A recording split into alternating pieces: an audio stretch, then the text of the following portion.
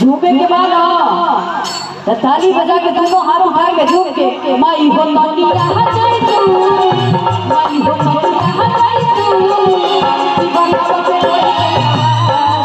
माई हो तोनी रहा जाए तू, दीवाना पे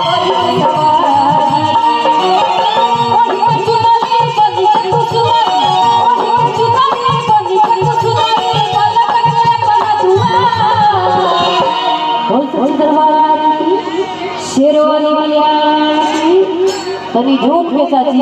अगर देखी आप लोगों के झूमे नहीं किया तो कम से कम वही 5 बार परिक्रमा करी, बस 5 बार घूम के बस परिक्रमा करे के बाद।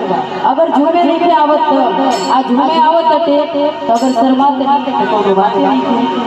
और ये बालक के बना दुआ आई माई हो तो निया जाई तू, माई हो तो निया जाई तू, दीवाना पे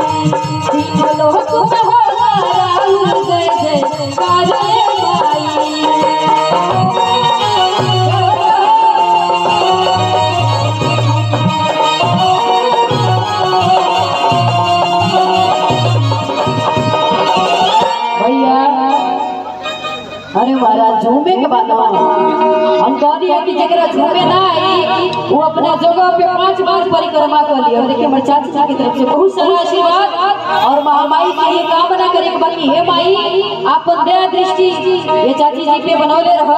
और देखिए बहुत सारा आशीर्वाद अरे चाची और कहे बात कि हे माई कि भला ही हम बानी नीरानी हो